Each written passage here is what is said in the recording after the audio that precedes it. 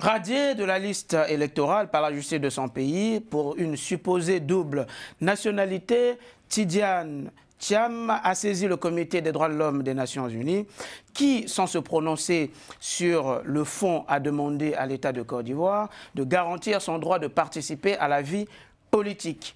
Pourtant, la liste définitive des candidats à l'élection présidentielle a été publiée, mais son nom n'y figure pas. Que vaut alors la décision de l'ONU? Est-elle obligatoire? Peut-elle avoir un impact concret sur le processus électoral en cours?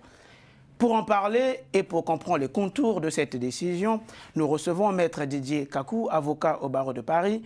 Bonsoir.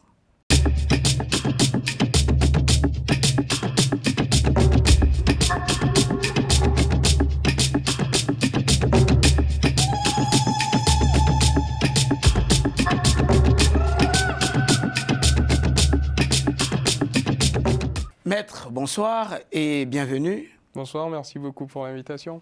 Merci. Pour commencer, Maître, pouvez-vous nous rappeler très concrètement ce qui s'est réellement passé? Pourquoi M. Thiam a-t-il été radié de la liste électorale et comment cette affaire a-t-elle fini devant les Nations Unies? Très bien. Alors, M. Tidiane Thiam était donc inscrit sur les listes électorales en Côte d'Ivoire depuis 2022.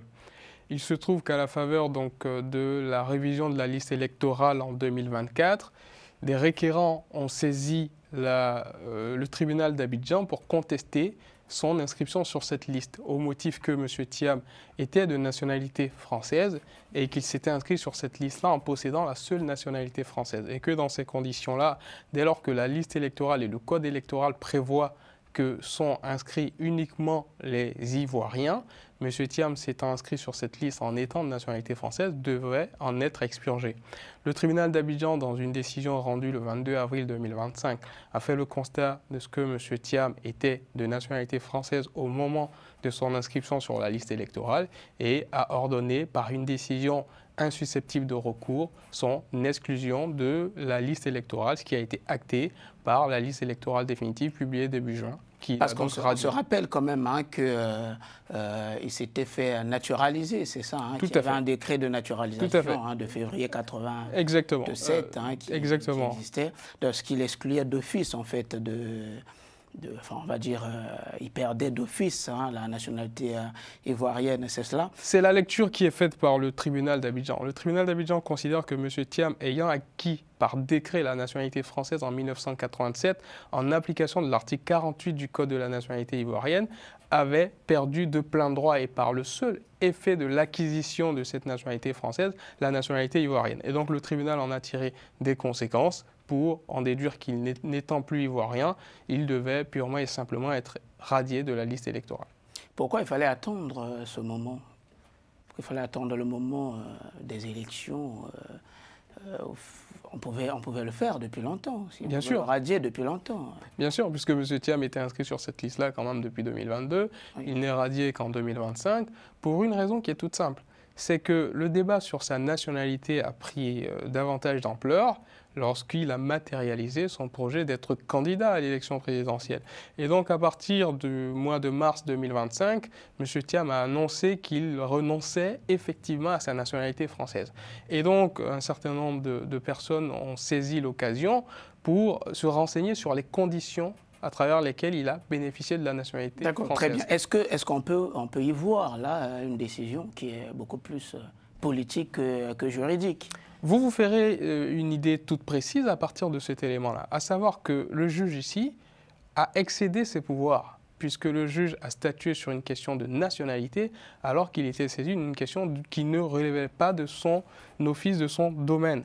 Donc oui, naturellement ici, à partir de ce constat qui est très clair, on peut considérer que cette décision-là a un caractère plus politique que juridique. Donc on peut confirmer que M. Thiam a eu raison de saisir le comité des droits de l'homme. Mais maître, j'ai une question.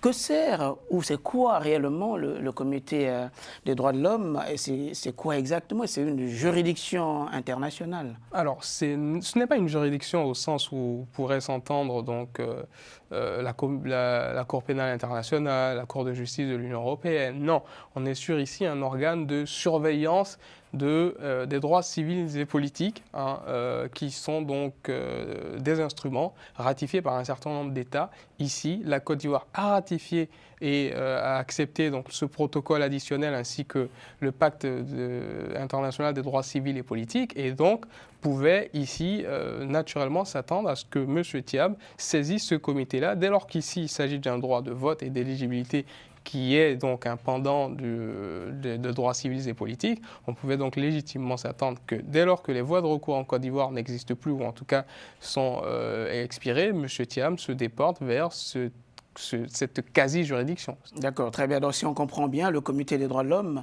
ne juge pas, hein, ne juge pas. Son rôle, c'est juste d'éclairer, d'alerter et de rappeler les principes garantis par le pacte international relatif aux droits civils et politiques. Maître, venons sur... on va dire, sur la décision, hein, sur le fond même de la décision, même si on sait qu'il n'y a pas encore une décision. Hein, oui, il n'y a pas de décision. Sur le fond. Que dit précisément cette décision du Comité des Nations Unies? A-t-il tranché en faveur de M. Thiam? Alors, nous n'avons pas encore de décision au fond, puisqu'il s'agit là ici d'une requête, hein, qui a été immédiatement accentuée par une demande de mesures provisoires, auquel le comité n'a pas fait droit. Le comité a cependant ici invité l'État de Côte d'Ivoire à garantir les droits civils et politiques de M. Tidiane Thiam sans faire droit aux mesures provisoires qui avaient été demandées.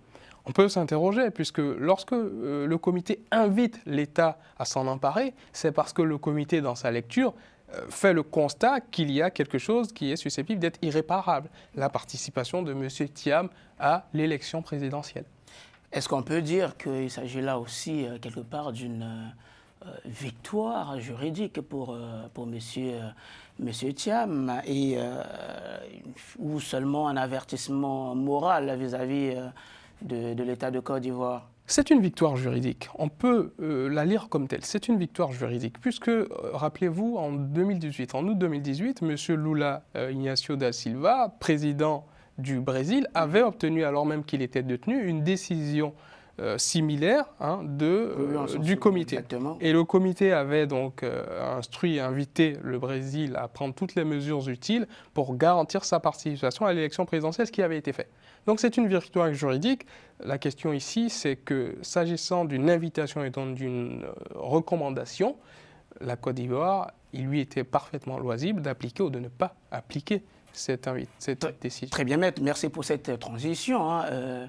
Question essentielle que tous les Ivoiriens, j'imagine, hein, se posent. La Côte d'Ivoire est-elle obligée de respecter cette décision et quelle est la véritable valeur juridique des décisions du Comité des droits de l'homme des Nations Unies? Alors, très bien. La Côte d'Ivoire a une obligation qui serait ici de l'ordre de la morale, puisque ce n'est pas une décision coercitive. Ce n'est pas une décision coercitive.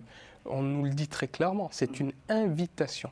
Parce que ce n'est, je vous le dis... Parce qu'on entendait, hein, chez les partisans de M. Thiam, on disait que le comité enjoint... Non, il n'y a pas eu d'injonction, il y a eu une invitation. Et la terminologie ici, elle est très importante. On invite l'État de Côte d'Ivoire, qui a volontairement ratifié et signé son appartenance au pacte international des droits civils et politiques, au protocole additionnel.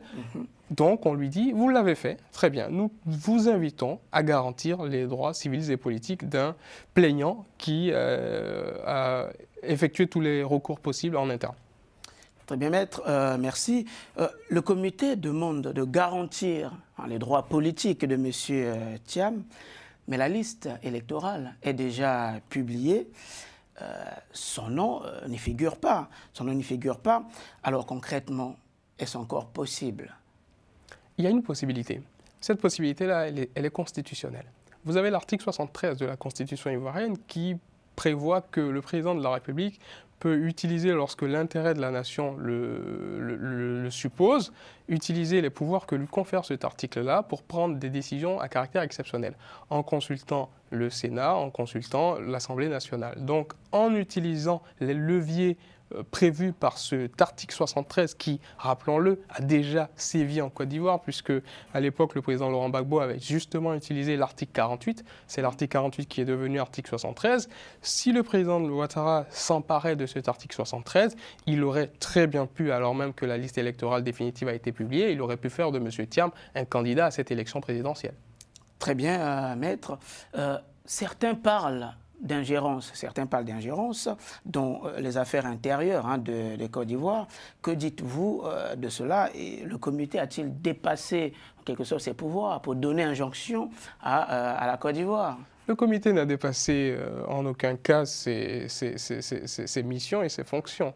La lecture de cette ingérence-là, elle est critiquable. Pourquoi? Parce que c'est volontairement et librement que la Côte d'Ivoire a ratifié ce pacte et ce protocole additionnel.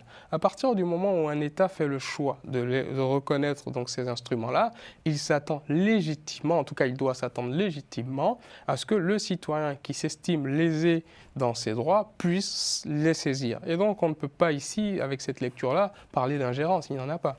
Merci maître. Après janvier 2026, quand la Côte d'Ivoire aura présenté ses observations au niveau du comité, que pourra-t-il se passer? Que pourra-t-il se passer? Plusieurs choses. Il peut y avoir, si le comité estime, lors de l'une de ces sessions, puisque c'est 18 experts juridiques qui doivent statuer, il y a 3 sessions annuelles, notamment en juin, en octobre, si le comité estime que les droits de M. Thiam ont été violés, il peut y avoir une condamnation d'ordre pécuniaire, une indemnisation de M. Thiam, il peut y avoir une dénonciation des instruments, donc invitation à reformer un certain nombre de mesures, notamment peut-être ici le code électoral. Mais bon, pour M. Thiam, est-ce que ça aura encore du sens alors que le scrutin de 2025 sera arrivé à son terme? Dernière question, maître. Est-ce qu'on peut encore attendre un revirement de situation? Aujourd'hui, on voit l'actualité, ce qui se passe en Côte d'Ivoire.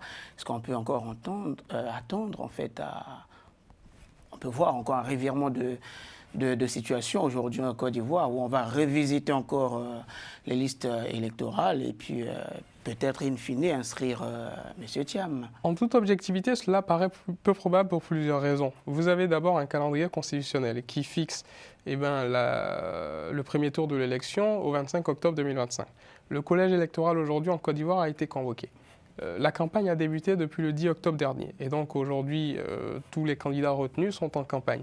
Et donc il paraît au constat de ces éléments et de ces indicateurs difficile de voir, d'imaginer que le processus électoral soit suspendu. Cela serait possible, cela dépendrait ici du président de la République qui pourrait s'emparer de cet article 73.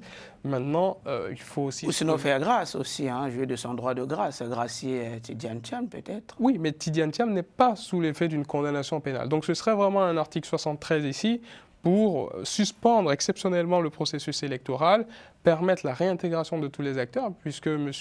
Thiam, à l'instar du président Laurent Gbagbo, ont bénéficié de cette décision. Maintenant, aujourd'hui, en sachant que par le passé, la Côte d'Ivoire n'a pas appliqué des décisions qui, elles, étaient coercitives, à savoir celle de la Cour africaine des droits de l'homme et des peuples à l'égard du président Laurent Gbagbo et de M. Guillaume Soro, on peut légitimement se dire que la Côte d'Ivoire n'appliquera pas ces décisions, en tout cas en l'état vis-à-vis de M. Tidjane Thiam. Merci beaucoup, maître. Entre droit et politique, l'affaire Thiam rappelle que la démocratie n'est pas qu'une question de bulletin de vote, mais aussi de respect des règles. L'ONU a parlé, la Côte d'Ivoire répondra-t-elle? C'était Afro Droit. À très bientôt pour un nouveau numéro.